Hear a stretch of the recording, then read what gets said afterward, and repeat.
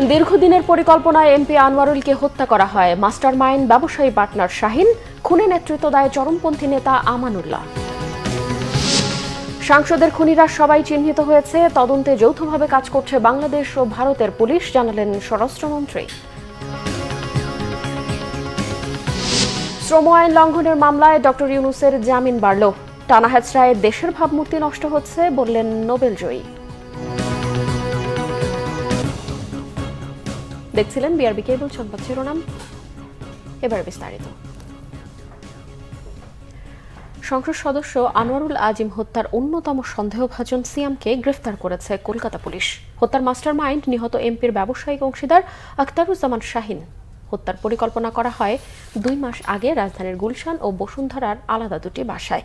সাংবাদিকদের এসব তথ্য জানিয়েছে অতিরিক্ত পুলিশ কমিশনার হারুনুর রশিদ। হত্যার পর লাশ টুকরো টুকরো করে ফেলে দেওয়া হয় যেন খুঁজে পাওয়া কঠিন হয়, এমনটাই জানিয়েছেন গোয়েন্দা কর্মকর্তারা। রিপোর্ট করছেন SM ভয়েস। একসময়ের বাল্যবন্ধু ও ব্যবসায়িক অংশীদার আখতারুজ্জামান ওরফে শাহিনের পরিকল্পনায় খুন করা হয় এমপি আনোয়ারুল আজিমকে। হত্যাকাণ্ডে নেতৃত্ব দেন ভাড়াটে খুনি ও চরমপন্থী নেতা আমানুল্লাহ ও তার সাঙ্গপাঙ্গরা। হত্যার পর আনোয়ারুল আজিমের লাশ টুকরো টুকরো করে ফেলে দেয় খুনিরা। গ্রেপ্তার হওয়া হত্যাকারী সহ 3 জন এসব তথ্য দিয়েছে, জানিয়েছেন অতিরিক্ত পুলিশ কমিশনার হারুনুর রশিদ। সেটা 13 তারিখ 2:51 তারা সবাই ঢুকেছে এবং আধা ঘন্টার মধ্যেই কিন্তু এই নৃশংস বর্বরোচিত হত্যাকাণ্ডটি সংঘটিত হয়ে যায় এবং তারা এই হত্যা সংঘটিত করার পরেই লাশটাকে এমনভাবে গুম করা হবে যাতে কেউ কোনোদিন খুঁজে না পায়, যার কারণে তারা বিভিন্ন পার্টে ভাগ করে ফেলেছে, অর্থাৎ হাড্ডির সাথে মাংসকে আলাদা করে ফেলেছে এবং সেটা একটা সুটকেসে করে, গ্রে কালারের সুটকেসে করে যে মূল যে আমাদের কাছে যিনি আছেন উনি আর হলো জাহিদ বা জিহাদ, এরা দুইটা ব্রিফকেস করে ওই যে পাবলিক টয়লেটের কাছে একটা গাড়ি ওয়েট করছিল, ওইখানে গিয়ে যেহেতু 3 জন ছিল, ওই 3 জনে বাকি মাংসগুলিকে বিভিন্ন পলিথিন বা বিভিন্ন ইয়েতে করে তারাও বের হয়ে যায়। ডিবি বলছে, পূর্ব বাংলা কমিউনিস্ট পার্টির সাবেক নেতা আমানুল্লাহ ওরফে শিমুল ও তার বান্ধবী শেলেস্তা রহমান হত্যাকাণ্ডে সরাসরি জড়িত। যদি পথে কেউ ধরে তখন এটার মধ্যে তারা হলুদের মশলা দিয়ে তারা করে নিয়েছেন। যদি কেউ বলে তখন বলবে যে এটা তো আসলে বাজার থেকে আমরা কিনে আনছি, এটা মশলা তো মাংস, এরকম বলবে সেটা এটাকে। অর্থাৎ উদ্দেশ্যটা ছিল যে এমনভাবে গুম করা হবে তাকে যেন কেউ কোনো দিন তার অস্তিত্ব না পায়। অপরাধীরা সেখানে করে তারাও একে একে তারা বাংলাদেশে চলে আসবে এবং ঠিকই যে মাস্টার মাইন্ড উনিও 10 তারিখে চলে আসছিল, ওরা যখন বাংলাদেশে একে একে ঢুকে পড়েছে, উনি তারপরে বিস্তা এয়ারলাইন্সে দিল্লি থেকে 2 ঘন্টা ট্রানজিট নিয়ে উনি কাঠমান্ডু থেকে ওইখান থেকে অন্য কোথাও চলে যেতে পারে। এ হত্যার নৈপথ্যে স্বর্ণচোরা চালান, আর্থিক দ্বন্দ্ব নাকি আধিপত্য বিস্তার, তাও তদন্ত করছে ঢাকা কলকাতার পুলিশ। গুলশানের যে বাসাটা তাদের এই প্ল্যানটা হয়েছিল, এটা হলো flat number 2B1, house number 17, road number 65, Gulshan 2। এই বাসা, আরেকটা বাসা ছিল হলো বসুন্ধরা, সেটা হলো 1929, রোড নম্বর 32, ব্লকে বসুন্ধরা আবাসিক এলাকা। এই 2টা বাসায় তাদের অন্তত 1 মাসে 2 মাসে অনেকগুলি প্ল্যান হয়েছে। পলাতক আখতারুজ্জামানকে গ্রেপ্তারের পর হত্যার কারণ সম্পর্কে স্পষ্ট জানা যাবে বলে মনে করছে police. SM voice, Bangla vision, Dhaka. স্বরাষ্ট্রমন্ত্রী আসাদুজ্জামান খান বলেছেন, এমপি আনোয়ারুল আজিমের হত্যা তদন্তে যৌথভাবে কাজ করছে বাংলাদেশ ও ভারত পুলিশ। খুনিরা সবাই চিহ্নিত হয়েছে জানিয়ে তিনি বলেন, তদন্তের কাজে ঢাকায় আসছে কলকাতা পুলিশের একটি দল। প্রয়োজনে বাংলাদেশের গোয়েন্দারাও ভারতে যাবে। এদিকে শীঘ্রই এ ব্যাপারে সবকিছু জানা যাবে বলে জানিয়েছেন পররাষ্ট্রমন্ত্রী ডক্টর হাসান মাহমুদ। রিপোর্ট করছেন ইমরুল কায়েস। সংসদ সদস্য আনোয়ারুল আজিমের হত্যাকাণ্ড প্রসঙ্গে সচিবালয়ে সাংবাদিকদের প্রশ্নের জবাব দেন স্বরাষ্ট্রমন্ত্রী আসাদুজ্জামান খান। তিনি জানান, এই হত্যার রহস্য উন্মোচনে বাংলাদেশ ও ভারতের আইনশৃঙ্খলা বাহিনী কাজ করছে। হত্যাকাণ্ডের কারণ সুনিশ্চিত না হলেও বিষয়টি সিরিয়াসলি দেখা হচ্ছে বলে জানান তিনি। আমাদের পুলিশ আমাদের গোয়েন্দা সংস্থা এবং ভারতীয় গোয়েন্দা সংস্থা, ভারতীয় পুলিশ, দুই দেশ থেকে আমরা কাজ করছি যাতে এই মানে আরো কিছু তথ্য, আমরা তো সুনিশ্চিত হয়েছি তাকে হত্যা করা হয়েছে, প্রায় সবকিছুই আমাদের চিহ্নিত হয়েছে, কারা হত্যা করেছেন তাদেরকেও আমরা চিহ্নিত প্রায় মানে কাছাকাছি এসে গিয়েছি। আমরা শুধু ঘোষণার বাকি, ঘোষণাটা দেব আমরা সম্পূর্ণ মানে একমত হতে পারলে, দুই দেশের গোয়েন্দারা একমত হতে পারলে। এদিকে পররাষ্ট্রমন্ত্রী ডক্টর হাসান মাহমুদ বলেছেন, শিগগিরই এমপি আনোয়ারুল হত্যাকাণ্ডের বিষয়ে জানতে পারবে সবাই। দেখুন, দুই দেশের মধ্যে সমন্বিতভাবে এই নিয়ে কাজ হচ্ছে, দুই দেশের গোয়েন্দারাই সমন্বিতভাবেই পুরো বিষয়টি উদ্ঘাটন করার জন্য কাজ চালিয়ে যাচ্ছে। আমাদের মিশন, বিশেষ করে কলকাতায় আমাদের যে হাই কমিশন অফিস আছে, তারা সেখানকার কর্তৃপক্ষ, পশ্চিমবাংলার কর্তৃপক্ষ, ভারতীয় কর্তৃপক্ষ, ভারতীয় পুলিশের সাথে নিবিড় যোগাযোগ রাখছেন এবং যেহেতু বিষয়টা তদন্তাধীন সেজন্য আমি বেশি কিছু বলতে চাই না। আপনারা খুব সহসায় সবকিছু জানতে পারবেন। জাতীয় প্রেস ক্লাবে আয়োজিত এক সেমিনারে এসব কথা বলেন পররাষ্ট্রমন্ত্রী। ব্লগ তৈরি হলে ইমরুল কায়েস, বাংলাভিশন, ঢাকা। এলাকায় জনপ্রিয়তার জন্যই আনোয়ারুল আজিমকে তৃতীয়বার দলের মনোনয়ন দেওয়া হয়েছে বলেছেন আওয়ামী লীগের সাধারণ সম্পাদক ওবায়দুল কাদের। আওয়ামী লীগের নবগঠিত যুব ও ক্রীড়া উপকমিটির সদস্যদের সাথে পরিচিতি সভায় তিনি এসব কথা বলেন। ওবায়দুল কাদের বলেন, ঝিনাইদহের সংসদ সদস্যকে কলকাতায় হত্যা করা হয়েছে। তদন্ত শেষে হওয়ার আগে এই নিয়ে কিছুই বলা যাবে না। ভেতরে ভেতরে তিনি অপরাধী কিনা তা তো প্রমাণ হতে হবে। এখন যে লেখালেখি হচ্ছে, সাংবাদিকরা আগে কি করেছেন সেই প্রশ্নও রাখেন তিনি। আওয়ামী লীগের সাধারণ সম্পাদক বলেন, অর্থ পাচারের জন্য বিএনপি সুপরিচিত। অর্থ পাচারকারী ছিলেন তারেক রহমান ও আরাফাত রহমান কোকো। নিজেরা যে অপরাধে অপরাধী, বিএনপি এখন অন্যের উপর সেই অপরাধের দায় চাপাতে চায় বলেও মন্তব্য তার। অর্থনীতি কিছুটা ঝুঁকির মুখে, দ্রব্যমূল্যের ঊর্ধ্বগতি সরকার অস্বীকার করছে না, তবে সরকার ঘুমিয়ে নেই, সমস্যা সমাধানে আন্তরিকতার কোনো ঘাটতি নেই বলেও মন্তব্য করেন ওবায়দুল কাদের। সে কি ছিল সেটা বড় কথা, সে যে এলাকার প্রতিনিধিত্ব করে সে এলাকায় গিয়ে দেখব, তার জন্য শোকার্ত মানুষের প্রতিনিয়ত কোনো গাড়ি নিয়ে মোটরসাইকেলে করে সারা এলাকা ঘুরে বেড়ায়। তো তাকে আমরা তৃতীয়বারও নমিনেশন দিয়েছি তার জনপ্রিয়তার জন্য। এখন সে ভেতরে কোনো অপকর্ম করে কিনা এইসব যখনই প্রমাণিত হয়, প্রধানমন্ত্রী কিন্তু জিরো টলারেন্স, কোনো অন্যায়কারী অপরাধী দলের লোক হলেও তিনি ছাড় দেবেন। এটা হলো সত্য, কিন্তু এটা তো প্রমাণ হতে।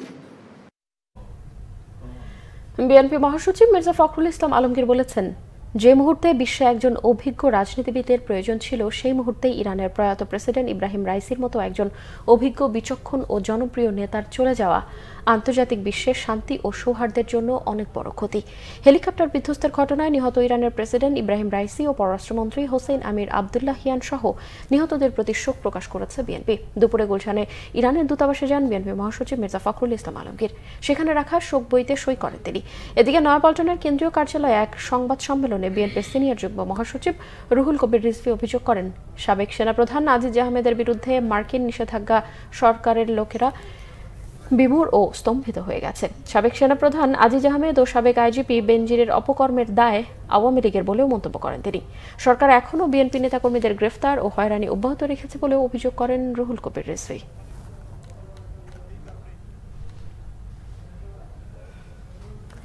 শান্তিতে নোবেল বিজয়ী অর্থনীতিবিদ ডক্টর মোহাম্মদ ইউনুস দাবি করেছেন, তিনি দুর্যোগের মধ্য দিয়ে যাচ্ছেন, তাকে টানা হ্যাচড়া করা হচ্ছে, যার ফলে নিজের কাজ করতে পারছেন না, এতে দেশের ইমেজ নষ্ট হচ্ছে। জামিনের মেয়াদ শেষে আবারও জামিনের সময় বাড়াতে বৃহস্পতিবার সকালে শ্রম আপিল ট্রাইব্যুনালে হাজির হন গ্রামীণ টেলিকমের চেয়ারম্যান ডক্টর মোহাম্মদ ইউনুস সহ 4 জন। ইউনুসের আইনজীবী জামিনের মেয়াদ বাড়ানোর আবেদন জানান। উভয় পক্ষে শুনানি শেষে শ্রম আপিল ট্রাইব্যুনালের চেয়ারম্যান জামিনের সময় বাড়ানোর আদেশ দেন। আদালত থেকে বেরিয়ে গণমাধ্যমের সাথে কথা বলেন ডক্টর ইউনুস। সে সময় তিনি অভিযোগ করেন, আদালতে আসা যাওয়া করতে করতে নিজের কাজ করতে পারছেন না। কে তার উপর রাগ করলো, কেন করলো তা তিনি জানেন না। এত রাগ করলো যে তাকে তার প্রতিষ্ঠান থেকে সরিয়ে দিল। সেই রাগের কারণ কি সেটা জানতে চান ডক্টর ইউনুস। দেশের প্রতিনিধিত্ব করেন ডক্টর ইউনুস, এমন কথা বলার এখতিয়ার তার নেই বলেও মন্তব্য করেন কলকারখানা ও প্রতিষ্ঠান পরিদর্শন অধিদপ্তরের আইনজীবী খুরশিদ আলম খান। তার মতে, সাজাপ্রাপ্ত ব্যক্তি দেশের প্রতিনিধিত্ব করেন এমন কথা অদ্ভুতপূর্ণ আচরণ। শ্রম আইন লঙ্ঘনের মামলায় গ্রামীণ টেলিকমের চেয়ারম্যান ডক্টর ইউনুস সহ 4 জনকে 6 মাসের কারাদণ্ড ও 25,000 টাকা করে জরিমানা করেছিল ঢাকার তৃতীয় শ্রম আদালত। সেই রায়ের বিরুদ্ধে শ্রম আপিল ট্রাইব্যুনালে আপিল করেন তারা। নির্বাচন কমিশনার রাশেদা সুলতানা বলেছেন, দেশের নির্বাচন ব্যবস্থা গণতন্ত্রের সবচেয়ে বড় চাবিকাঠি। নির্বাচন ব্যবস্থা ধ্বংস হয়ে গেলে দেশের গণতন্ত্র বলে কিছুই থাকবে না। দেশের মানুষের জন্য তা কখনো মঙ্গল বয়ে আনবে না। নওগাঁ জেলা প্রশাসকের সম্মেলন কক্ষে 6ষ্ঠ উপজেলা পরিষদ নির্বাচন উপলক্ষে আইনজীবী বাহিনী ও চেয়ারম্যান প্রার্থীদের সঙ্গে মতবিনিময় সভায় ইসি রাশেদা সুলতানা আরও বলেন, সহিংসতা মুক্ত, অবাধ, নিরপেক্ষ ও সুষ্ঠুভাবে নির্বাচন সম্পন্ন করার চেষ্টা করছে কমিশন। জানান, প্রথম ও দ্বিতীয় ধাপে উপজেলা নির্বাচন ভালোভাবে সম্পন্ন হয়েছে। সামনের নির্বাচনগুলো আরও ভালোভাবে হবে বলেও আশ্বাস দেন তিনি। এ সময় নির্বাচন সংশ্লিষ্টদের নিরাপত্তা বজায় রেখে নিষ্ঠার সাথে দায়িত্ব পালন ও প্রার্থীদের আচরণবিধি মেনে প্রচার প্রচারণা চালানোরও আহ্বান জানান কমিশনার রাশেদা। আমাদেরকে সহযোগিতা দিয়ে কাজ করা দরকার। ঈদ উল আজহার বাকি মাসখানেকের মতো। এরই মধ্যে শুরু হয়েছে কোরবানির পশু বেচাকেনা। চট্টগ্রামে এবার কোরবানির জন্য প্রস্তুত করা হয়েছে 8.5 লাখ গবাদি পশু। 9 বছরে পশু উৎপাদন বেড়েছে 3 গুণ। চট্টগ্রাম থেকে নাসির উদ্দিনের রিপোর্ট। চট্টগ্রামের খামারগুলোতে চলছে কোরবানির পশুর পরিচর্যা। কোরবানিতে এবার চট্টগ্রামে গবাদি পশুর চাহিদা 8,85,765টি। বিভিন্ন বাড়ি ও খামারে কোরবানির জন্য প্রস্তুত আছে 8,52,269টি গবাদি পশু। পশুর ঘাটতি 33,406টি। রাঙামাটি, খাগড়াছড়ি এবং দেশের উত্তরাঞ্চল থেকে এ ঘাটতি পূরণ করা হবে। ভালো দাম পাওয়ার আশা খামারিদের। এবারের প্রস্তুতি আমাদের ভালো। আমরা গত বছর প্রায় 100টার মতো সেল করেছি। এবার আশা করি 150 আমাদের টার্গেট আছে। প্রাইসটা গত বছরের মতোই থাকবে, আশা করি তেমন একটা চেঞ্জ হবে না। এবার আগের থেকে প্রস্তুতি বেশি, গরুর কোয়ান্টিটিও বাড়াইছি। আমাদের গরু আগের থেকে এবার গরু বেশি, আশা করছি এবার আরেকটু ভালো হবে। খামারিদের সব ধরনের সহযোগিতা দেয়ায় দিন দিন পশু উৎপাদন বাড়ছে বলে দাবি প্রাণী সম্পদ কর্মকর্তার। আগামী ঈদ উল আজহা উপলক্ষে আমাদের যথেষ্ট পরিমাণের গবাদি পশু মজুদ আছে। 70%-এর উপরে আমরা ওভারকাম করতে পারবো। আর পাশাপাশি যতটুকু শর্ট থাকবে আশেপাশে জেলা অথবা উপজেলা থেকে এসে শহরের এই চাহিদাটা পূরণ করতে সক্ষম হবে। এদিকে দেশের চাহিদার তুলনায় 22 লাখ কোরবানির পশু অতিরিক্ত থাকায় কোনো পশু আমদানির দরকার নেই বলে সাফ জানিয়েছেন প্রাণী সম্পদ অধিদপ্তরের মহাপরিচালক। কোরবানির জন্য প্রস্তুত 1,29,80,000 পশু। কোরবানির বাজারে যে পশু থাকবে, আমাদের যে চাহিদা সেটা একেবারে কাছাকাছি। সেজন্য আমাদের দেশের বাহির থেকে কোনো পশু আমদানি করার প্রয়োজন নেই, সেটা দৃঢ়তার সাথে আমরা বলেছি এবং সকলকে এই বিষয়ে আস্থা রাখার জন্য আমি অনুরোধ করছি। চট্টগ্রামে পশুর খামার রয়েছে 14,000। খামার ছাড়াও ব্যক্তি পর্যায়ে পশু লালন পালন করায় কোরবানিতে কমেছে বিদেশি পশুর নির্ভরতা। Bangla vision news desk. প্রধান বিচারপতি ওবায়দুল হাসান বলেছেন, ন্যায় বিচার প্রতিষ্ঠায় সরকারের আন্তরিকতা রয়েছে। দেশের আদালতগুলোতে মামলার জট কমাতে সব ধরনের উদ্যোগ নেওয়া হয়েছে। রংপুর জেলার জজশিপে সকালে ন্যায়কুঞ্জ শেডের উদ্বোধনে একথা বলেন প্রধান বিচারপতি। ন্যায় বিচার মানুষের মৌলিক অধিকার। প্রত্যেকটি মানুষ যাতে ন্যায় বিচার পায় সেজন্য বিচারক ও আইনজীবীদের আরও আন্তরিক হওয়ার আহ্বান জানান তিনি। নারী পুরুষের আলাদাভাবে বসার জায়গা, শিশুদের ব্রেস্ট ফিডিং সহ 53 লাখ টাকা ব্যয়ে ন্যায়কুঞ্জের বাস্তবায়ন করেছে গণপূর্ত বিভাগ।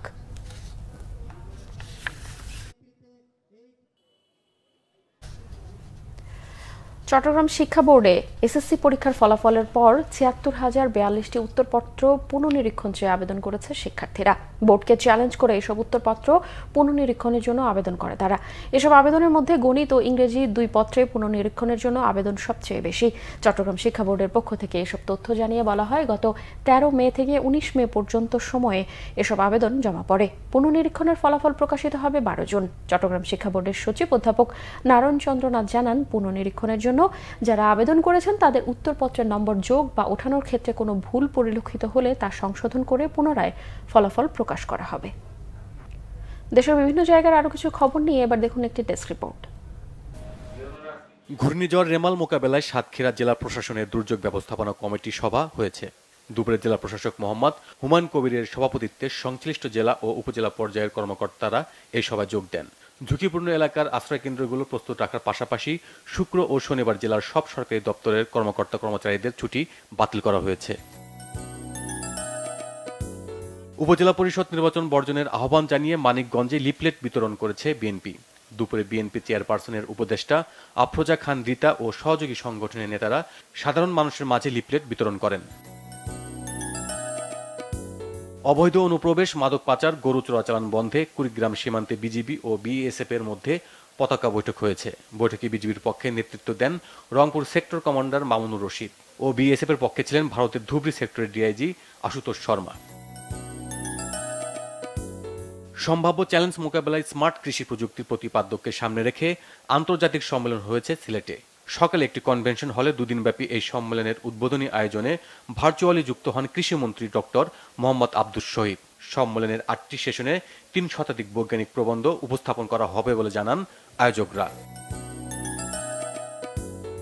ময়মনসিংহের ত্রিশালে জাতীয় কবি কাজী নজরুল ইসলামের 125তম জন্মবার্ষিকী উদযাপন অনুষ্ঠান শুরু হয়েছে। সকালে নজরুল একাডেমি মাঠে 3 দিনব্যাপী এই অনুষ্ঠানমালার উদ্বোধন করেন দুর্যোগ ব্যবস্থাপনা ও ত্রাণ মন্ত্রণালয়ের প্রতিমন্ত্রী মুহিবুর রহমান। প্রতিবন্ধী ব্যক্তিদের আত্মনির্ভরশীল ও সুযোগ সুবিধা বৃদ্ধির দাবিতে মানববন্ধন হয়েছে চাঁপাইনবাবগঞ্জে। সকালে জেলা প্রশাসকের কার্যালয়ের সামনে অর্গানাইজেশন টু ডেভেলপমেন্ট এই কর্মসূচির আয়োজন করে। পরে জেলা প্রশাসকের কাছে প্রধানমন্ত্রী বরাবর একটি স্মারকলিপি দেওয়া হয়। প্রান্তিক জনগোষ্ঠীর 500 রোগীকে চিকিৎসা দিতে ক্যাম্পেইন হয়েছে গোপালগঞ্জে। কোটালীপাড়া উপজেলার রাধাগঞ্জ ইউনিয়ন পরিষদে এর উদ্বোধন করেন আনসার ভিডিপির বাহিনীর ঢাকা রেঞ্জের উপমহাপরিচালক AK-M জিয়াউল আলম। জয়পুরহাটে জাতির পিতা বঙ্গবন্ধুর মুরালে ফুল দিয়ে শ্রদ্ধা জানিয়েছেন সদর উপজেলার নবনির্বাচিত চেয়ারম্যান হাসানুজ্জামান মিঠু। সকালে শহরের শহীদ ডাক্তার আবুল কাশেম ময়দানে নেতাকর্মীদের নিয়ে বঙ্গবন্ধুর মুরালে শ্রদ্ধা জানান তিনি। সিরাজগঞ্জে কারামুক্ত নেতাকর্মীদের সংবর্ধনা দিয়েছেন জেলা স্বেচ্ছাসেবক দল। শহরের পৌর ভাসানী মিলনায়তনে এই অনুষ্ঠানে প্রধান অতিথি ছিলেন স্বেচ্ছাসেবক দলের কেন্দ্রীয় কমিটির সভাপতি SM জিলানি। জাতীয় কৃমি নিয়ন্ত্রণ সপ্তাহ উদ্বোধন হয়েছে নাটোরে। সকালে দত্তপাড়া মডেল সরকারি প্রাথমিক বিদ্যালয়ের শিক্ষার্থীদের কৃমিনাশক ট্যাবলেট খাওয়ানোর মধ্য দিয়ে এই কার্যক্রমের উদ্বোধন করেন জেলা প্রশাসক আবু নাসের ভুইয়া। 5 থেকে 16 বছর বয়সী সব ছাত্রছাত্রীদের বিনামূল্যে এই ওষুধ খাওয়ানো হচ্ছে। গাইবান্ধার গোবিন্দগঞ্জে ধান, চাল ও গম সংগ্রহের আনুষ্ঠানিক উদ্বোধন হয়েছে। দুপুরে গাইবান্ধা 4 আসনের সংসদ সদস্য আবুল কালাম আজাদ এই কার্যক্রমের উদ্বোধন করেন। চা শিল্পের চলমান সংকট নিরসনে প্রধানমন্ত্রীর হস্তক্ষেপ চেয়ে স্মারকলিপি দিয়েছেন বাগান মালিকরা। সকালে মৌলভীবাজার ও সিলেট বাগান মালিকরা জেলা প্রশাসকের কাছে এই স্মারকলিপি হস্তান্তর করেন। 2 দিনব্যাপী কবিতা উৎসবের আয়োজন করা হয়েছে বগুড়ায়। সাংস্কৃতিক সংগঠন লেখক চক্রের আয়োজনে এই উৎসবের উদ্বোধন করেন পুলিশ সুপার কবি সুদীপ কুমার চক্রবর্তী। নাজমুল নিশান, বাংলা ভিশন, নিউজ ডেস্ক। গরুর খুরা রোগ ছড়িয়ে পড়েছে ঠাকুরগাঁওয়ে। তা ক্রমেই নিয়ন্ত্রণের বাইরে চলে যাচ্ছে। এরই মধ্যে মারা গেছে অনেক পশু, দিশেহারা খামারিরা। পর্যাপ্ত ভ্যাকসিনের অভাব এবং কবিরাজি চিকিৎসায় পরিস্থিতি আরও খারাপ হচ্ছে বলে দাবি প্রাণী সম্পদ কর্মকর্তার। ঠাকুরগাঁও প্রতিনিধি খোদাবক্স ডাবলুর তথ্য ও ছবিতে ডেস্ক রিপোর্ট। শূন্য গোয়ালে গুমড়ে কাঁদেন প্রিয়বালা। খুরা রোগে মরে গেছে ঠাকুরগাঁও সদর উপজেলার সারুডুবি গ্রামের এই গৃহবধূর 4টি গরু। স্বপ্ন ছিল এবারের কুরবানির হাটে এগুলো বিক্রি করার। তামান্দেরা যা জিলা কইছি তা সিলাই ধুইছি, কিন্তু পানি নেই। গরুটা 4টায় মারা গেল।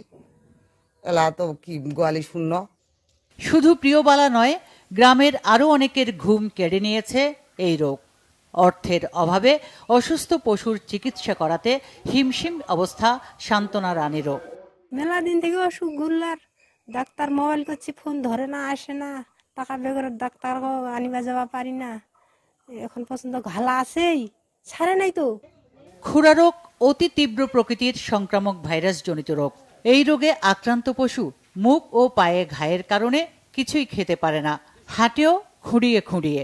জেলার বিভিন্ন জায়গায় এই রোগ ছড়িয়ে পড়ায় আতঙ্কে খামারিরা। আর আমাদের একটা গাই ছিল, গাইটা 4-5 কেজি করে দুধ হতো।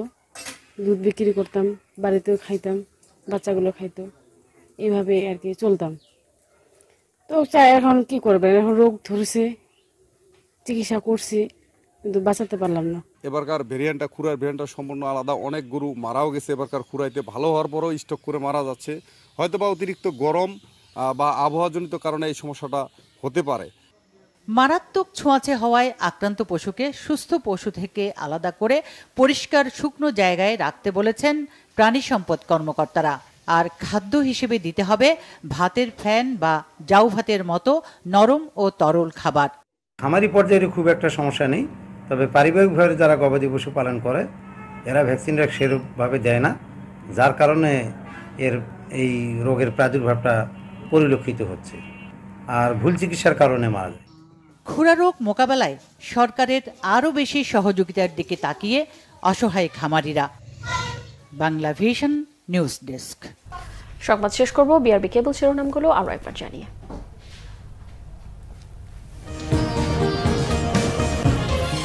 দীর্ঘদিনের পরিকল্পনায় এমপি আনোয়ারুলকে হত্যা করা হয়। মাস্টারমাইন্ড ব্যবসায়িক পার্টনার শাহিন, খুনের নেতৃত্ব দেয় চরমপন্থী নেতা আমানুল্লাহ। সাংসদের খুনিরা সবাই চিহ্নিত হয়েছে, তদন্তে যৌথভাবে কাজ করছে বাংলাদেশ ও ভারতের পুলিশ, জানালেন স্বরাষ্ট্রমন্ত্রী। শ্রম আইন লঙ্ঘনের মামলায় ডক্টর ইউনূসের জামিন বাড়ল। টানা হ্যাচড়ায় দেশের ভাবমূর্তি নষ্ট হচ্ছে বললেন নোবেল জয়ী। এই ছিল এখনকার মতো। পরের সংবাদ সন্ধ্যা 7:30টায় দেখার আমন্ত্রণ রইল। এছাড়াও বাংলা ভিশন সংবাদ ও সংবাদ সংশ্লিষ্ট অনুষ্ঠান দেখতে ভিজিট করুন www.bbnews24.com ও facebook.com/banglavishnnews এবং সাবস্ক্রাইব করুন youtube.com/banglavishnnews। এতক্ষণ সঙ্গে থাকায় ধন্যবাদ সবাইকে।